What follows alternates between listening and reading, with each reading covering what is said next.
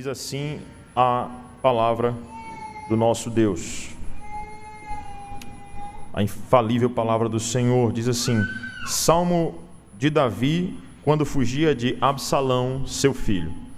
Senhor, como tem crescido o número dos meus adversários. São numerosos os que se levantam contra mim. São muitos os que dizem de mim: não há em Deus salvação para ele. Porém tu, Senhor, és o meu escudo, és a minha glória e o que exaltas a minha cabeça. Com a minha voz clamo ao Senhor, e ele do seu santo monte me responde. Deito-me e pego no sono, acordo, porque o Senhor me sustenta.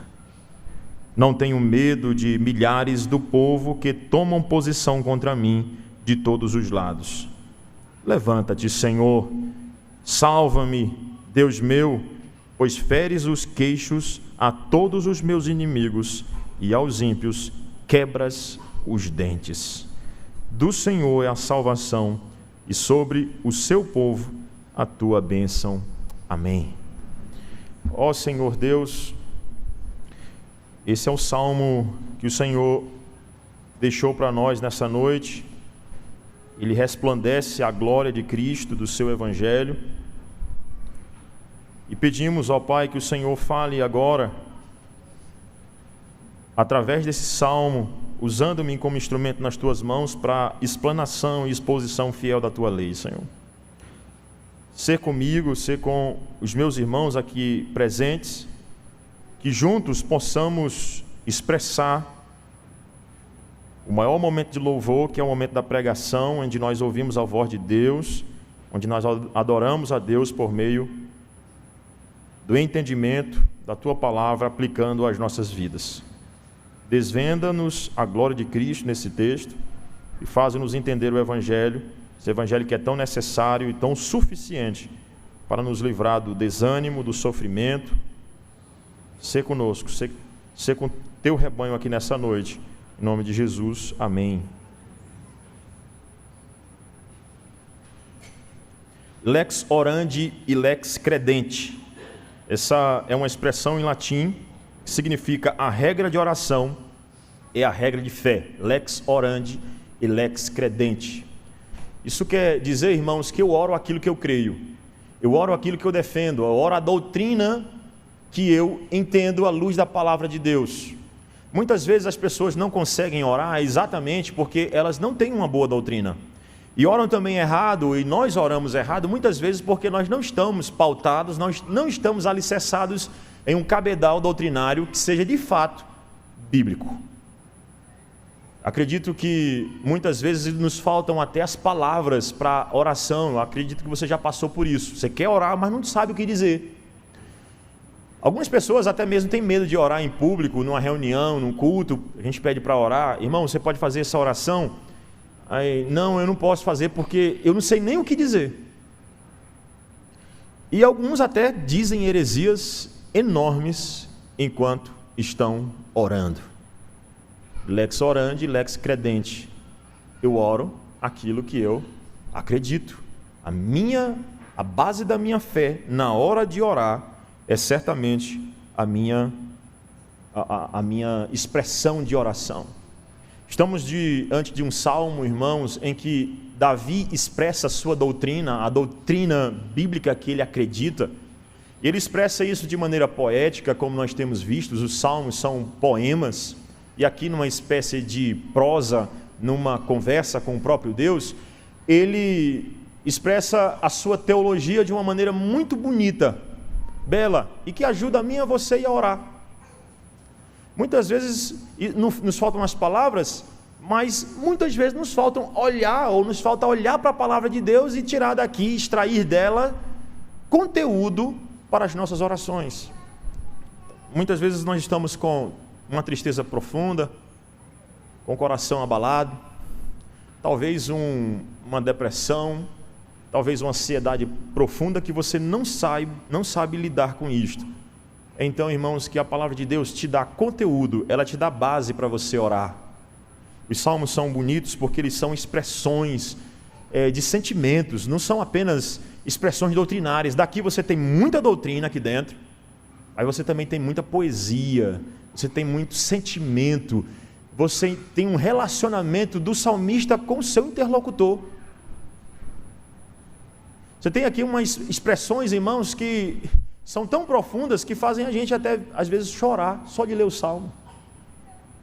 Foi o que eu senti, um sentimento de muita alegria, né, quando estava lendo esse salmo, porque eu me identifiquei com o salmista em diversos momentos e fiz ali uma reflexão de diversos momentos que passei na minha vida e precisava de oração e não tinha, porque eu não fui atrás do recurso. Por isso, nessa noite, eu queria dar para você um exemplo de oração. Um exemplo de oração na hora da angústia, na hora do sofrimento. Eu posso orar não somente na hora do sofrimento, irmãos. Eu posso orar quando eu ganho um emprego novo, quando meu salário aumenta.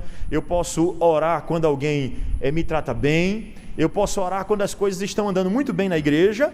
Mas eu devo orar também quando as coisas estão difíceis, apertadas. Quando o sofrimento aperta na minha e na sua casa, nós precisamos orar. Pastor, como? Eis aqui então um excelente exemplo de oração para mim e para você. A teologia revela então a maneira que nós oramos. Na hora da angústia, que tipo de oração você faz? Não sei, ou então estou fazendo errado. Vamos fazer uma reflexão agora e à luz desse texto vamos tirar aqui alguns pontos que são fundamentais para uma boa oração na hora da angústia, na hora do sofrimento. Antes de entrar propriamente dita na exposição do texto, algumas informações que até fazem parte da exposição, que são importantes para nós. Salmo 1, Salmo de lei, Salmo 2, um Salmo messiânico. Nós vimos uma conexão estreita que existe entre o Salmo 1 e o Salmo 2. Os dois começam, o Salmo 1 começa com bem-aventurança e o Salmo 2 termina com bem-aventurança, né? Feliz aquele, que é a mesma expressão no hebraico, que mostra que o Salmo 1 e o Salmo 2 estão juntos. E fazem um contraste entre o justo, que vive de acordo com a vontade de Deus, e o ímpio, aquele que tenta se levantar ou se levanta contra o ungido do Senhor. O Salmo 2 é isso todo o tempo. Deus quer erguer o seu filho como rei, mas existem ali vários inimigos que vão se opor ao reinado do ungido de Deus. E aqui no Salmo 3, nós temos claramente um exemplo de uma oposição. Então, se de um lado nós temos lá o Salmo 1, mostrando que se levantam contra a lei de Deus, né? Porque a lei o Salmo 1 é um salmo da lei, onde ele vai falar que alguém que medita de dia e de noite na lei do Senhor. No Salmo 2, né, você vai perceber que eles se levantam contra essa lei do Senhor, contra o reinado de Cristo. A maneira como eles se levantam é que eles são contra a lei de Cristo, contra os princípios do Evangelho, o princípio do Evangelho de Cristo Jesus, aquilo que ele prega, aquilo que ele viveu, aquilo que é dito na palavra do Senhor desde o Antigo Testamento. E aqui, claramente, nós temos um exemplo de uma oposição ao ungido do Senhor. Se você não sabe, esse aqui é o primeiro salmo que aparece, logo essa introdução aí, veja aí em itálico, diz assim: Salmo de Davi, quando fugia de Absalão, seu filho. Há uma discussão sobre isso, né, sobre esses textos que estão em itálico, mas na Bíblia hebraica não tem dúvida, ele é o primeiro versículo da Bíblia hebraica. Se você pega Stuttgartense, por exemplo, a Bíblia hebraica, você vai perceber que ela está lá, o versículo 1, né? Se você pega um auxílio aí do Google Tradutor, qualquer outra coisa assim, você vai perceber que o versículo 1 não é o nosso versículo 1 em português. Na verdade, o nosso versículo 1 seria o versículo 2. O versículo 1 é claramente o que está dito aí em itálico: Salmo de Davi quando fugia de Absalão, seu filho. Isso é fantástico, por quê? Porque nós vamos ter noção do contexto. Poucos lugares isso aparece, irmão. Se você for para o Salmo 4, é dito o seguinte: Salmo de Davi ao mestre de canto com instrumento de cordas. São dadas algumas instruções musicais ali, mas não é dito contexto e nem é dito assim, alguns detalhes da razão pela qual Davi escreveu aquele salmo. É dito, claro, quem é o autor do salmo de número 3, mas não é dito no Salmo 4, né? A razão ou o contexto no qual Davi escreveu esse salmo. Então, no Salmo 3 aí nós sabemos, se você, pastor, eu queria saber o que estava passando, ou qual as circunstâncias que fez Davi produzir este salmo. Desde já posso dizer, como aplicação para nós, que Deus muitas vezes fez os seus servos passarem por sofrimento para que eles produzissem coisa boa, inclusive salmo para nós. Então louvado seja Deus até pelos sofrimentos de Davi, porque no sofrimento Deus fez ele produzir salmo, né? Fez ele produzir salmo belíssimo. Então aqui nós temos essa informação. Outra informação importante é que esse salmo de número 3, ele inicia uma sequência de salmos, de 12 salmos, né? Dividida em 2 grupos de 5 e no interregno um salmo no meio. Então 12 salmos, né? Que eles estão aí para caracterizar a condição humana quando ele escreve o salmo, a condição do autor, né? Eu estou passando por sofrimento, eu estou passando por uma angústia, por isso uma oração na hora da angústia, uma oração na hora do sofrimento. Outra coisa importante é nós entendermos aqui que algumas palavras-chave para interpretarmos esse texto, né?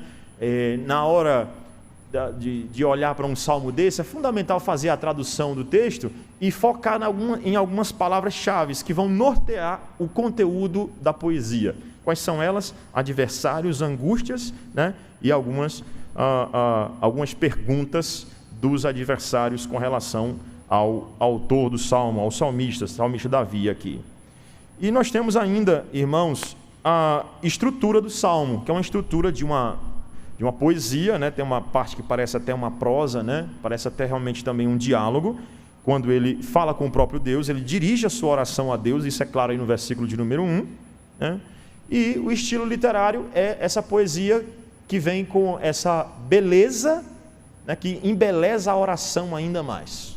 Dito isso, então, vejamos alguns pontos que são muito importantes aqui dentro desse texto. O primeiro deles é um aflito que busca a Deus na hora da angústia. Então, a oração é feita por um aflito que busca a Deus na hora da angústia. Buscar a Deus na hora da angústia. Veja comigo, então, versículos de 1, e aí o versículo de 1 você sabe, o itálico. Não é o versículo 1 que está na nossa tradução em português, mas o versículo 1, você já sabe, é o que está em itálico aí.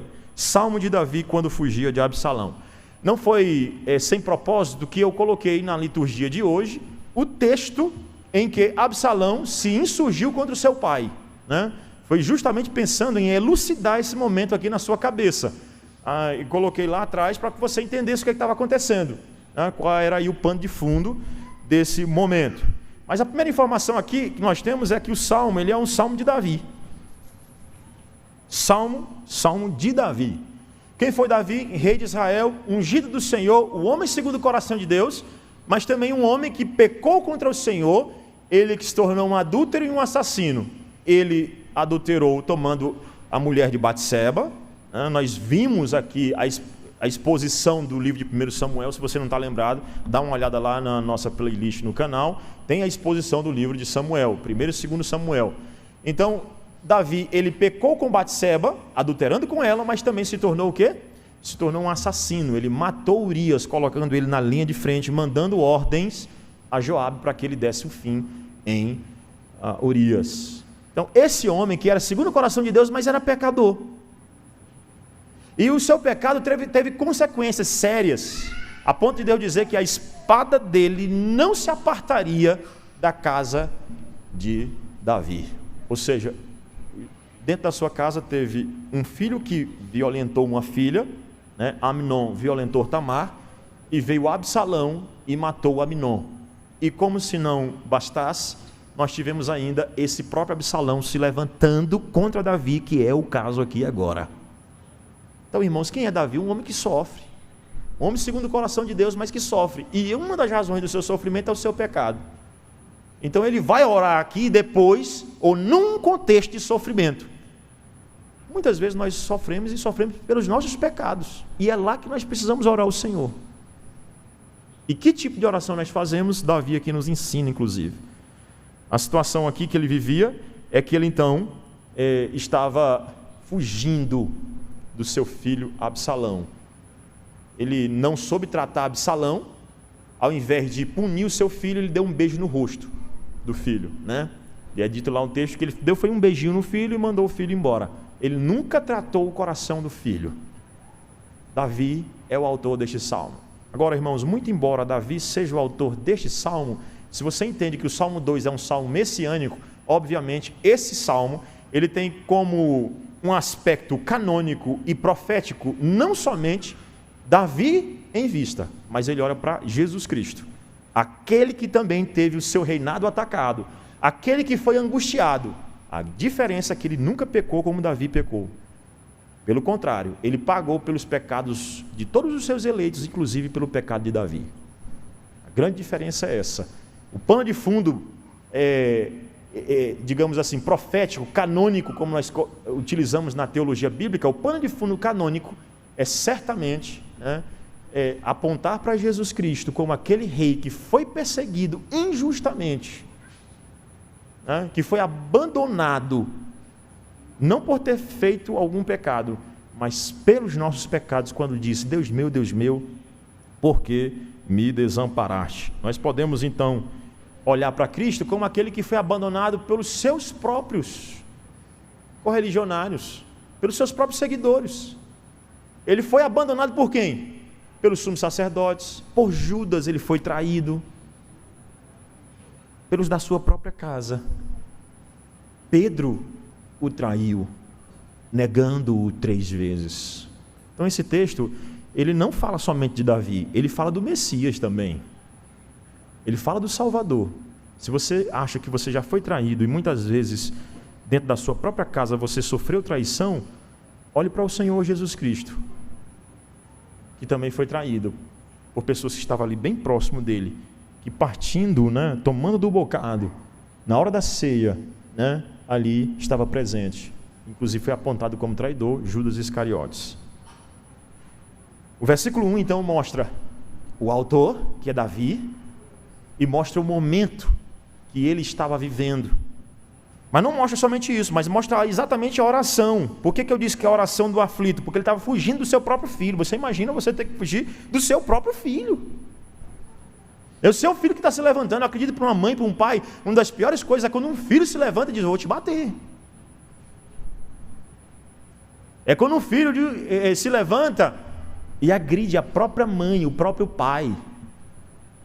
É uma traição, irmãos. É uma angústia muito grande. Por isso a oração de um aflito, na hora da angústia.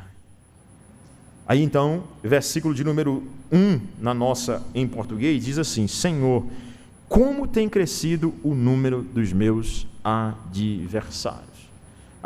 O que nós temos aqui, irmãos, imediatamente, é o salmista expressando o seu assombro, pela quantidade, numa espécie de anáfora, uma figura de linguagem que tem como artimanha, artifício, a repetição, para dar ênfase no que está acontecendo. Você vê isso, por exemplo, em muita revistinha, em quadrinhos, quando você tem uma linguagem que se repete demais em algumas frases. Por exemplo, quando vai falar do amor, o amor que trata, o amor que cuida, o amor que trabalha, repete a palavra amor.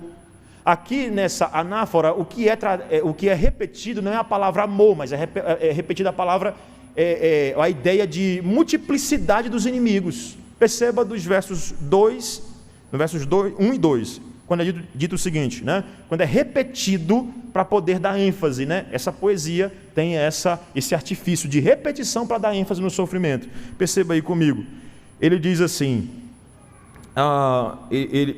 Senhor, como tem crescido o número dos meus adversários, são numerosos, e o início do versículo 2, são muitos, está vendo? Está repetindo para dizer que são numerosos os seus inimigos, é um número muito grande. Irmãos, ele está assustado com o tamanho do seu inimigo, e isso o leva imediatamente a quem? Senhor, como tem crescido o número dos meus inimigos, são numerosos os que se levantam contra mim, são muitos os que dizem de mim, não há Deus para ele. Irmãos, quando o salmista passa por uma angústia, a primeira coisa que ele faz é procurar quem? Yahvé, eu sou Senhor. Como tem crescido o número. Isso é comum na vida do pecador, quando ele está passando por um sofrimento e ele vê que o problema é grande e ele é servo de Deus, porque os servos de Deus também são pecadores. O que faz? O que ele pensa imediatamente? Eu tenho que procurar uma ajuda. Ele vai procurar em quem? Em Deus. Ele vai procurar no Senhor, que é o seu socorro na hora da angústia. Os santos então, eles se voltam instintivamente por instinto mesmo, eles se voltam ao Senhor. Como, por exemplo, o peixe salmão, quando está prestes a morrer, ele vai lá para o local da desova, né? Ele volta para o lugar de onde ele nasceu, na hora da morte. Assim também nós buscamos a Deus. Quando nós sofremos, como nós estamos angustiados, quando nós passamos por grandes problemas, nós procuramos ao nosso Senhor. A essência do pecado, irmãos, é querer enfrentar também os nossos problemas sozinhos, sem a ajuda de Deus. Mas eu quero dizer para você, você não vai poder suportar os seus problemas sozinhos. Por isso, na hora da angústia, procure o Senhor. Procure a Deus. Você tem a quem recorrer. O seu Senhor, o seu Salvador, né? Isso aqui realça, então, irmãos, a angústia dele. Ele é assustado com aquele momento, né? Meu Deus, como tem crescido. E aqui você precisa entender, irmãos, que o que é esse inimigo? Inimigo, de fato, de fato ele é injusto, mas no fundo, Davi também sabe que ele é o quê? Um pecador. Ele sabe que ele fez por onde. Ele sabe, irmãos, que Deus tinha dito por meio do profeta Natan que a espada do Senhor não se apartaria da sua casa. Então, passar por aquela multiplicidade de problemas e o número só aumentava dos seus inimigos, ele tinha que conviver com o fato de que realmente ele estava passando por uma dificuldade que ele merecia, mas ele procurou o Senhor de qualquer maneira. Eu procuro o Senhor porque Ele é o meu único socorro. A descrição aqui do seu estado lamentável. Aquele homem para quem Deus sorriu, agora ele está passando por uma angústia muito grande. A oração, então, é feita por alguém que está passando por uma angústia profunda, mas Deus é a sua solução. Ele busca o Senhor. E aí o versículo de número 1, novamente, no versículo, ele diz assim ainda, né? Senhor, né, Yahvé, como tem crescido o número dos meus adversários. Eles têm aumentado. Irmãos, se tem uma coisa que nós precisamos ser nesse mundo, é realistas. Eu gosto muito da teologia do pós-milenismo, né? Eu acho interessante os argumentos do pós-milenismo, que eles acreditam que eles são preteristas, né? Deixa eu explicar um pouquinho. Eles acreditam que algumas coisas do Apocalipse já se cumpriram, muitas delas, na verdade, para um pós-milenista, muitas delas já se cumpriram ali por volta do ano 70, com a queda de Jerusalém. Aquelas expressões, né, que Cristo utiliza em Mateus 24, né, que ele fala que é o princípio das dores, dificuldades tremendas, muito daquilo já foi cumprido para um pós-milenista. Mas muito embora eu goste da teologia pós-milenista, eu tenho que abraçar aquilo que é chamado de amilenismo, né? Porque quando eu olho para a Escritura, eu não vejo assim uma perspectiva de que as coisas, todos os males principais, pelo menos, teriam se cumprido ali, por volta do ano 70, mas muita coisa ainda vai ser cumprida. Há muita dificuldade que ainda vai ser enfrentada. Há muitos inimigos que ainda vão se multiplicar. Muitos inimigos ainda vão se insurgir contra a igreja do Senhor. Então, irmãos, não que eu não seja otimista, eu sou. Mas eu sou realista também. E o salmista diz, tem multiplicado o número dos meus inimigos. E eu olho não somente para o Brasil, eu olho não somente para os problemas que nós enfrentamos no dia a dia. E parece que tem se multiplicado, né? Tem se multiplicado o número dos nossos inimigos. Senhor, como tem multiplicado o número dos meus adversários. E mais, são numerosos os que se levantam contra mim. Davi é rei, seu filho quer destroná-lo, mas não somente ele. Você percebeu na leitura do presbítero Ruiter que enquanto Davi estava no trono, o seu filho estava lá ganhando o coração de milhares e milhares de pessoas para se levantarem contra o rei. São numerosos que se levantam, aquelas mesmas pessoas que antes estavam dizendo, Davi matou seus 10 milhares, Davi que deve ser rei de Israel, essas mesmas pessoas estavam agora se levantando contra ele. E o número só aumentava. Tem hora, irmãos, que os problemas aumentam de um jeito que a gente fica assim, meu Deus, e agora o que eu faço?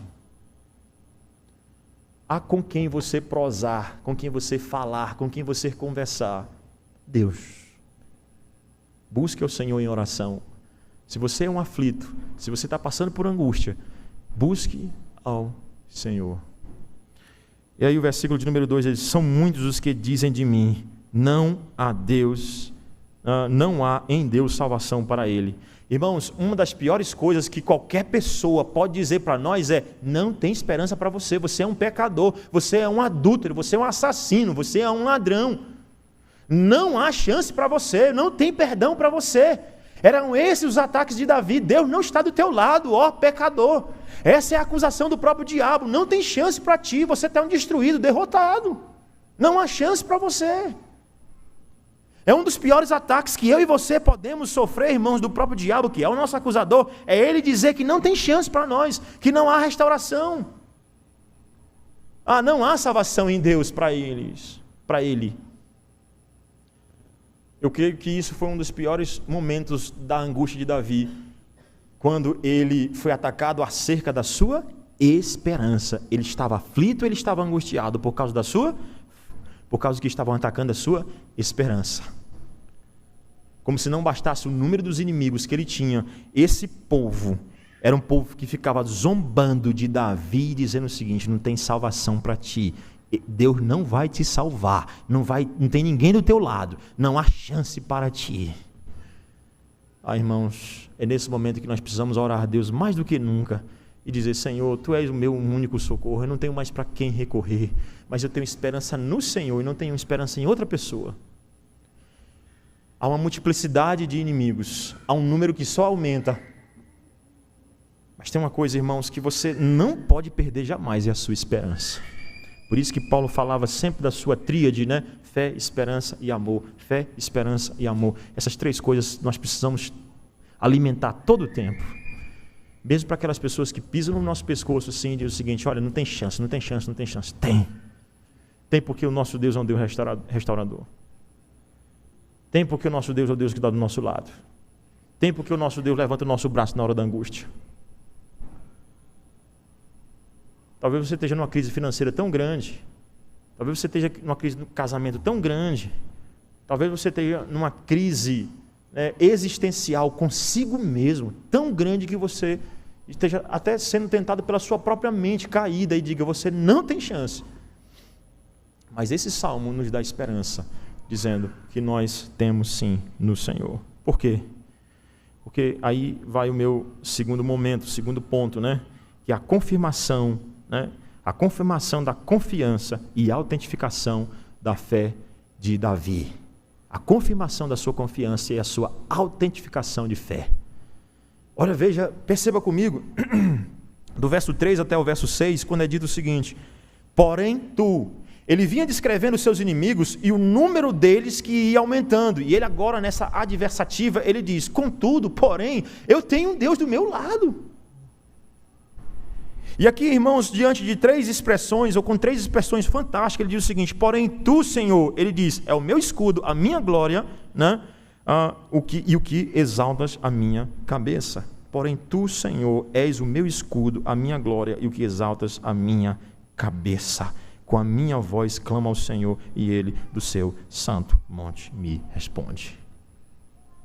Se de um lado, irmãos, ele tem a quantidade de inimigos que se levantam, do outro lado, ele encontra em Yahvé, o Deus do pacto, aquele da aliança que não abandona o seu povo jamais, mesmo quando esse povo peca, porque o pacto acaba sendo cumprido unilateralmente. Cristo cumpre no nosso lugar. Irmãos, eu não vou orar ao Senhor só quando eu me acho merecedor, porque na verdade eu nunca sou merecedor. E aqui então ele diz assim: porém tu, Senhor, Yahvé, Deus do pacto, é o meu escudo primeiro. A ideia de escudo numa batalha, contra o seu filho, contra aquela multidão de exército, ou de soldados que formavam um exército contra Davi, entre os quais estava seu próprio filho. Aquele escudo a ideia aqui daquele escudo de madeira, onde as flechas enfiavam nele para não enfiar no corpo do soldado. Ele diz: o meu escudo é o meu Deus para me livrar da flecha, das setas do inimigo. Irmãos, não importa a quantidade de flechas que são atiradas contra nós, se Deus é o nosso escudo. Se Deus é o escudo de Davi, ele não tem razões para se desesperar. Ele é o meu escudo, a minha proteção. E mais, ele diz, ele é o meu escudo, és a minha glória. A glória de Davi como um rei não estava nele mesmo, porque da sua escolha até o final da sua vida, Deus é que estava do seu lado, lhe concedendo a glória devida. Davi é aquele mais tenro de uma família, aquele rapazinho novo que não tinha razão nenhuma para Deus escolhê-lo. Do ponto de vista humano, Davi não tinha chance nenhuma de ser rei em Israel, de ser glorificado como rei de Israel, mas Deus o colocou lá. Porque a glória de Davi vem do Senhor. E agora Davi entende muito bem aquilo que é o 5 sola da reforma. Só lhe deu glória, glória somente a Deus. Ele é a minha glória. Eu vivo para a glória de Deus. Ontem no Corandeu, quando nós estudávamos sobre a razão da evangelização, do evangelismo, a diferença entre o que é o evangelicalismo, dos jargões, né? A pessoa, a minha glória é usar uma linguagem de poder, e aí varão, e aí servo poderoso de Deus, né? Tu és forte contra todos os inimigos. Essa linguagem somente, ela não é, né, do evangeliquez, de jeito nenhum, irmão, suficiente para nos blindar contra as ações do inimigo. E nem na hora da evangelização é o que vai fazer triunfar. Por isso nós não utilizamos artimanhas humanas, porque a finalidade da evangelização é levantar adoradores de todos os povos, raças, tribos, línguas e nações. A glória é a glória de Deus. Fazemos tudo para a glória de Deus. Evangelizamos, vivemos, sofremos, somos exaltados, somos humilhados. Tudo isso para a glória do nosso Deus. Ele é o meu escudo. Ele é a minha glória. E Ele é o que exulta a minha cabeça. Aquele Davi que ficou com a cabeça baixa, depois que viu seu próprio filho se levantar. Tem hora que nós abaixamos a cabeça que não temos mais força nenhuma para levantar, irmãos. Tem mais força nenhuma, porque não tem mais ânimo, não tem mais energia, não tem mais gás para andar mais nenhum passo. É então que Deus levanta a gente do pó da terra e exulta o seu servo. Na oração é feita por um aflito, mas ele confirma a sua confiança em Deus, que é o seu escudo, a sua glória, e Ele que levanta a sua cabeça. Confirmação de fé. Ainda hoje nós confirmamos a nossa fé por meio da afirmação do breve catecismo, onde nós afirmamos os decretos de Deus, que tudo foi decretado por Ele, ordenado por Ele previamente. Tudo que existe foi previamente decretado pelo Senhor. E aqui Davi confirma a sua fé, não somente de boca, mas porque ele está vivendo um sofrimento, mas ele sabe que Deus é a sua confiança. Você está pronto para fazer a sua confirmação de fé em Deus ainda hoje? Confirmar que dá para confiar nele? Confirme a sua confiança no Senhor. Em tudo. Deposita diante do Senhor. E aí versículo de número 4, perceba ainda comigo, isso é colocado de maneira ainda mais extraordinária, né? Olha o que é dito aí no versículo 4. Com minha voz clamo ao Senhor, e Ele do seu santo monte me responde. Os inimigos diziam, não há em Deus salvação para ele. Mas o salmista diz assim. E olha que Davi, ele tinha saído do Monte Sião, ele estava lá às margens do Jordão, como dizem os historiadores, né? Ele tinha descido a mais de 1000 pés de altura, né? Ele tinha descido demais. Mas, irmãos, esse é um ponto fundamental da fé de Davi, esse homem que está confirmando, autentificando sua fé. Ele diz o seguinte: com a minha voz clamo ao Senhor, e Ele do seu santo monte, lá do Monte Sião, lá de Jerusalém, lá onde fica o tabernáculo, eu saí de lá, mas daqui de baixo Deus ainda ouve minha oração. Ah, Senhor, será que o Senhor está ouvindo? Parece, pastor, é muito distante daqui para o céu. Não, irmãos. Não é. Clame, porque Deus ouve as nossas orações. Pode ser grande a distância. Confie, é isso que Davi está fazendo, confirmando a sua confiança, autenticando a sua fé. A sua fé é autêntica em Deus, somente em Deus. A sua fé é autêntica? Você crê que Deus te ouve lá de cima? Você crê que Deus, lá do alto, do trono, do sublime trono, que Ele disse que Ele está reinando, lá no Salmo 2, né? Que o Senhor Deus disse que vai colocar o seu ungido no trono, mas é de lá que Ele nos ouve. O salmista não tem dúvida de que não importa a distância. Deus não é um Deus ausente. Desculpa. Eu gosto muito daquele texto, né, em que mostra Elias orando ao Senhor. Não é somente um triunfalismo que as pessoas gostam de colocar naquele texto, né? Colocar, olha o poder de Elias. Não é isso, irmãos. Mas é o quanto Deus pode ouvir a oração. Porque Elias disse, joga água aí, ao redor desse altar, joga água aí. E eu creio que eu vou orar e Deus vai responder. Porque, irmãos, os crentes oram a um Deus presente.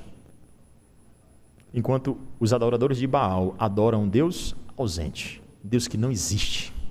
Então não tem como responder. Mas o nosso Deus nos responde. E aí o versículo de número 5 ainda diz o seguinte.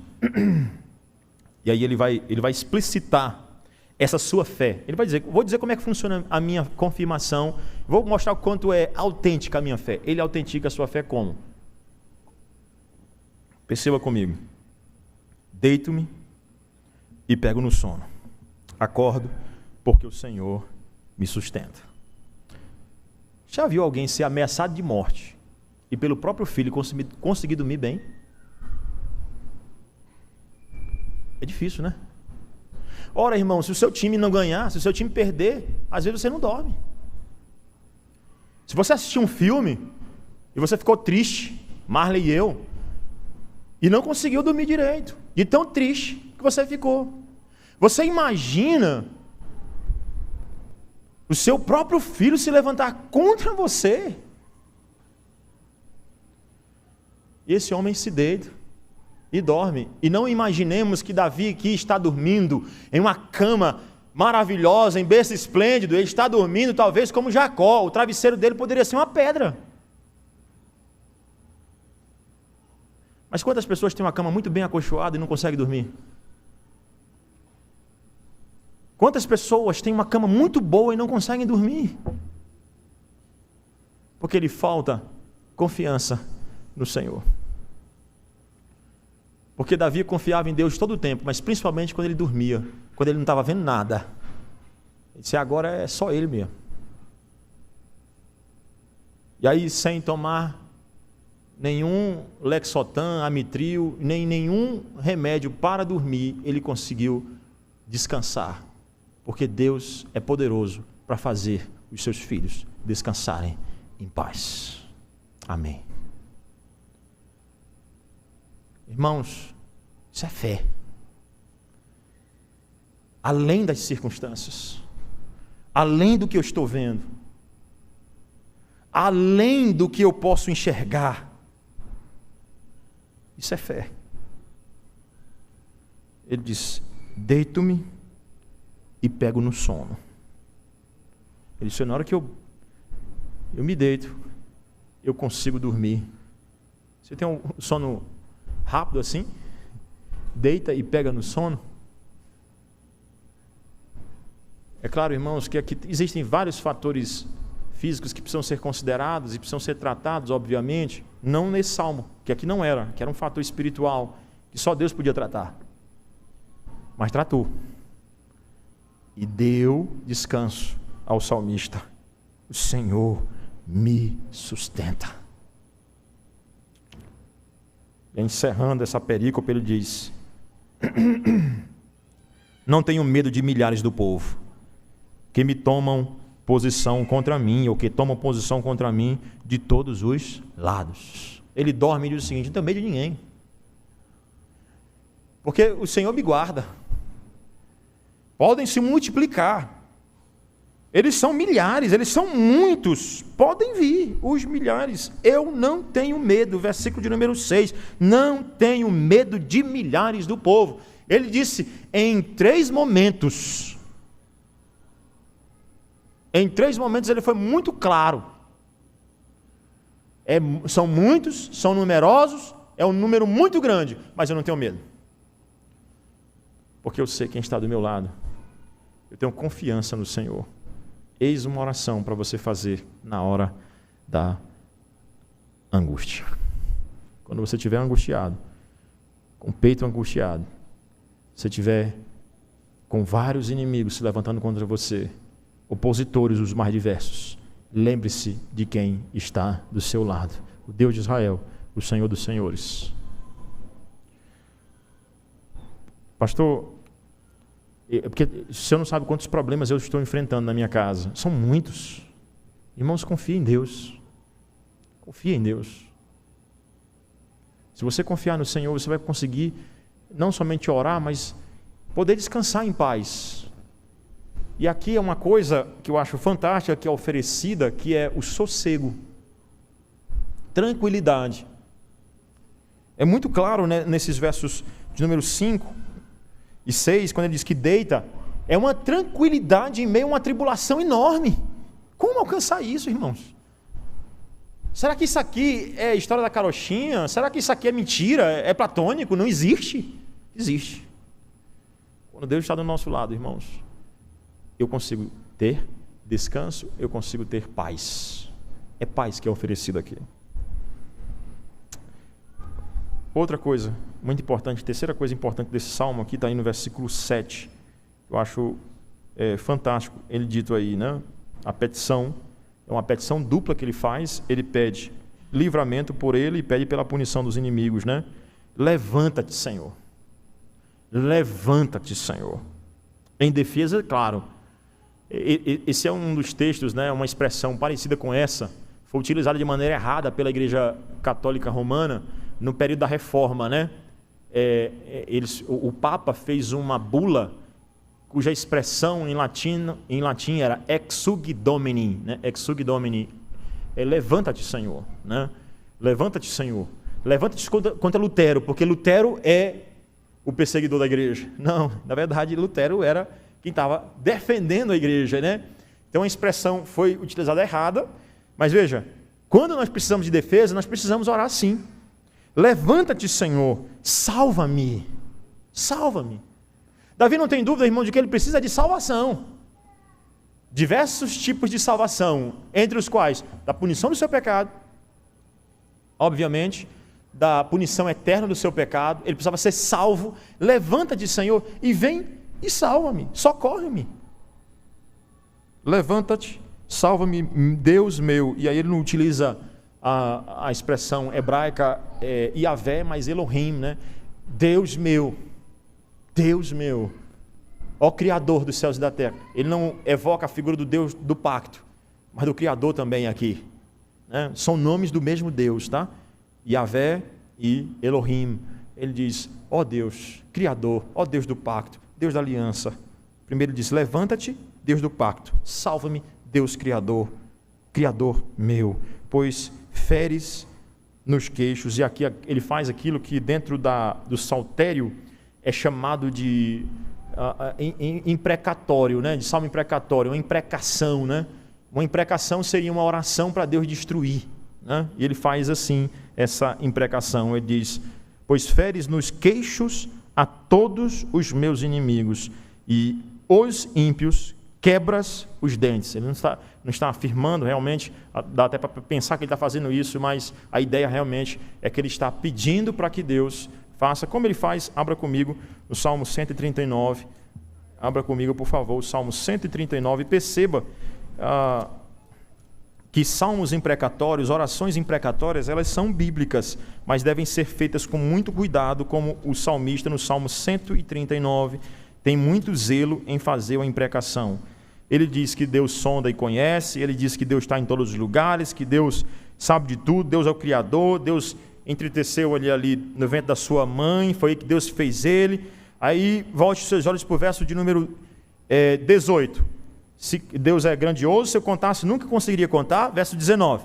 Agora, imprecação do salmista, verso 19. Diz assim, olha, tomara, ó Deus, desse cabo do perverso. Eu queria que o Senhor acabasse com o perverso, né? Apartai-vos, pois, de mim, homens de sangue. Eles se rebelam insidiosamente contra mim e contra ti, contra Deus, né? Porque a imprecação é sempre alguém que se levanta principalmente contra Deus. E contra os teus inimigos falam malícia. Não aborreço eu, Senhor, os que te aborrecem, eu me aborreço com aqueles que se aborrecem contra Deus, né? E não abomino os que contra ti se levantam, aborreço com ódio consumado. Então eu odeio, né, esse tipo de gente que se levanta contra o Senhor. Para mim são inimigos de fato, né? E aí agora você tem que... Nunca pare de ler o Salmo aqui. Pastor, está aí em imprecação, vou começar a fazer oração para Deus carbonizar todos os meus inimigos. Por favor, perceba, versículo de número 23, o que é dito? Olha, sonda-me, ó Deus, e conhece o meu coração, prova e conhece os meus caminhos, vê se há em mim algum caminho mau e guia-me pelo caminho eterno. Senhor, se eu exagerei na minha oração, preste atenção, não me deixa errar, né? Sonda-me, ó Deus, conhece o meu coração, sabe os meus pensamentos, o Senhor sabe se eu estou exagerando, se eu estou indo além do que é para fazer. Então, vê se há em mim algum caminho mau e guia-me pelo caminho eterno. Então tome muito cuidado quando você fizer esse tipo de oração, tome muito cuidado porque você pode estar incorrendo no erro, num erro muito grave, né? Pedindo a Deus para destruir pessoas sem uma razão clara. E aí então ele diz que para o Senhor quebrar os queixos, por quê? Porque eles tinham os dentes, a ideia é uma fera que estava pronta para destruí-los, com os dentes ali armados.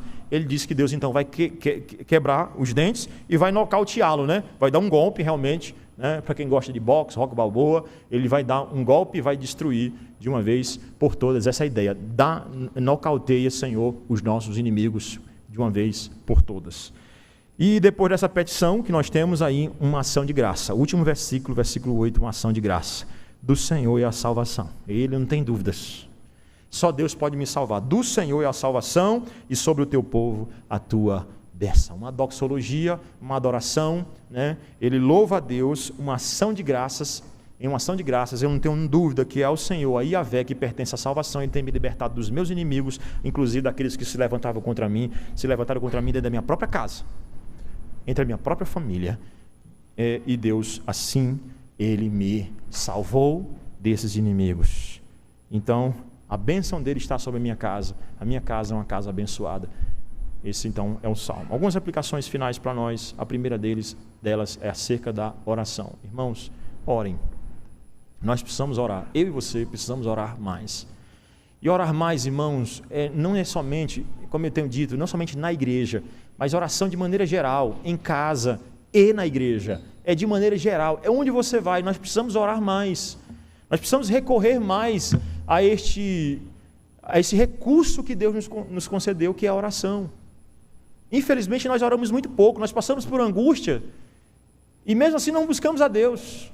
Mas eu não tenho dúvida, irmãos, que nós precisamos orar, principalmente, né, nesses momentos, não somente neles. Todo o tempo nós precisamos orar, mas na hora da angústia, recorra a Deus, ore, busque ao Senhor, entregue a sua vida a Ele, vá ao altar de graça e derrame-se diante do Senhor. A igreja precisa orar, nós precisamos orar uns pelos outros. Está passando por angústia, sabe, alguém está passando por angústia, ore por ele, ore por você, oremos uns pelos outros. Segunda aplicação para nós, irmãos, é a realidade de que existem inimigos. Inimigos, existem inimigos. Inimigos de quem? De Deus e do povo de Deus. Não é história, não é conversa. Existem inimigos, irmãos. Existem pessoas que se levantam contra nós.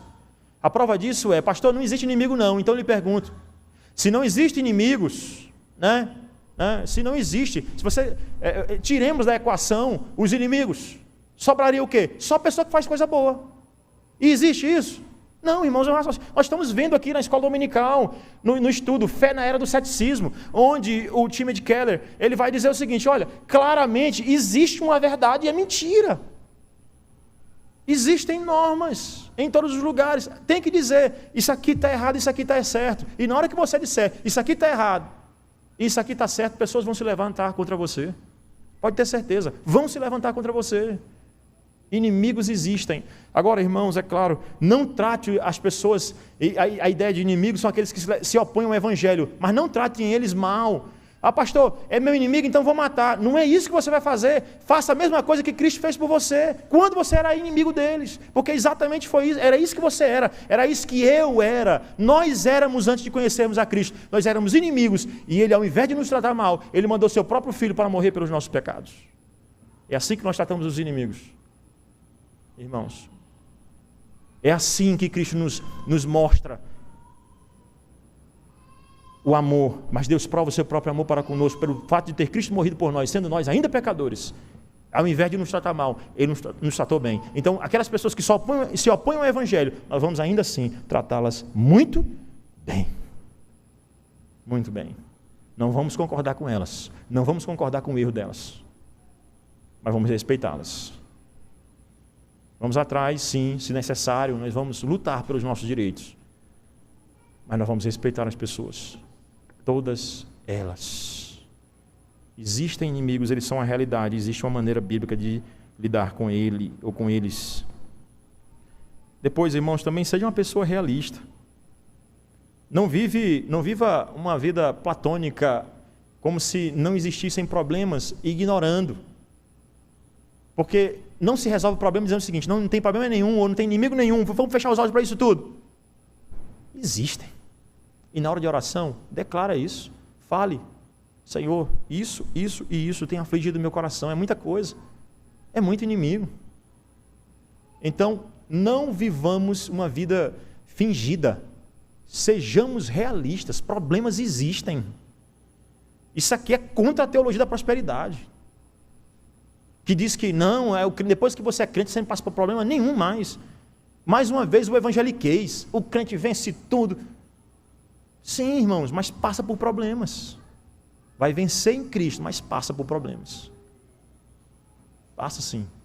Pessoas que lhe amaldiçoam porque dizem que você é crente, mas você está passando por depressão. Que é isso?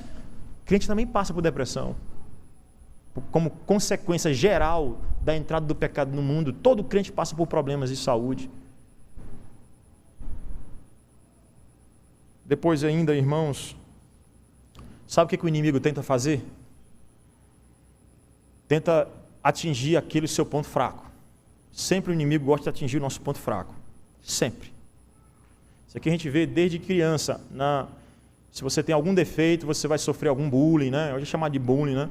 Vão brincar com você, vão dizer que você é isso, aquilo, outro, e aqui não estou dizendo que aquelas pessoas que se levantaram são sempre seus inimigos, não é isso que eu quero dizer, mas eu quero dizer para você que se alguém quer destruir a gente, vai sempre trabalhar na nossa fraqueza, na nossa fraqueza, na nossa fraqueza.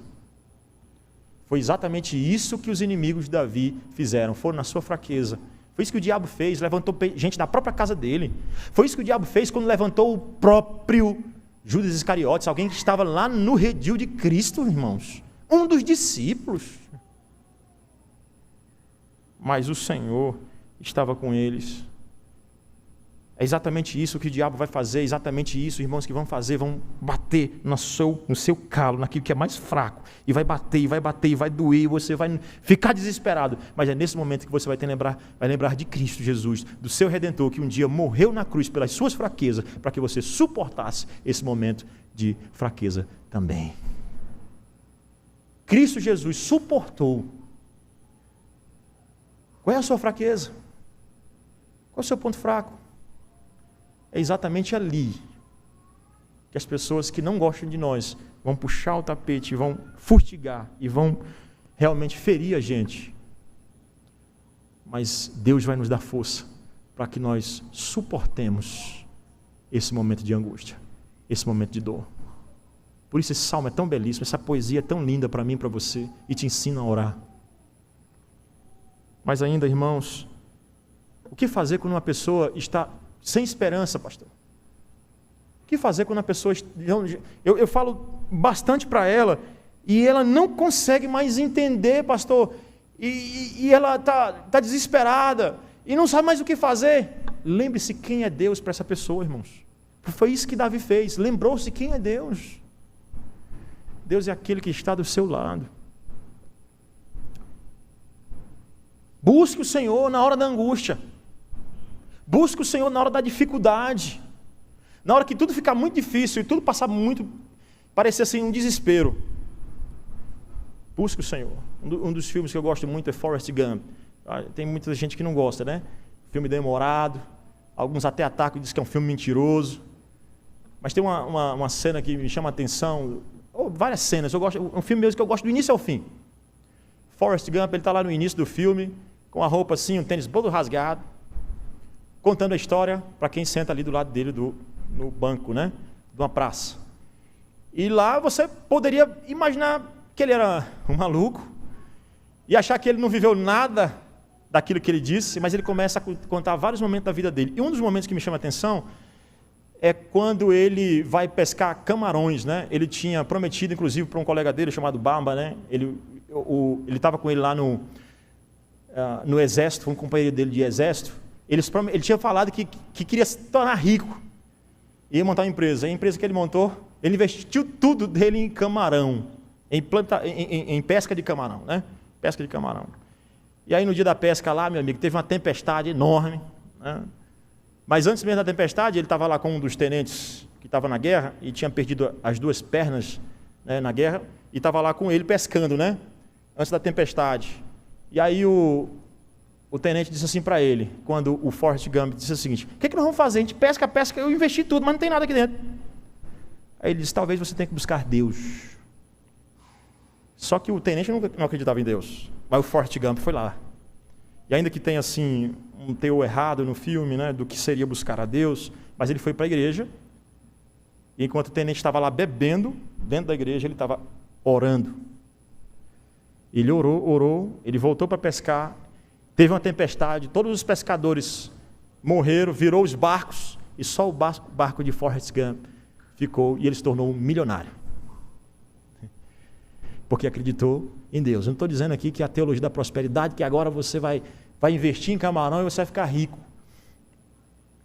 De jeito nenhum, não é isso.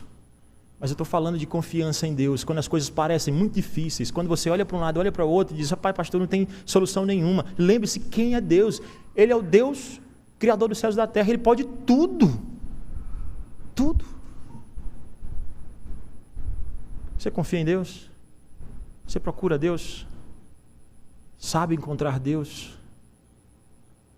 Por último, irmãos,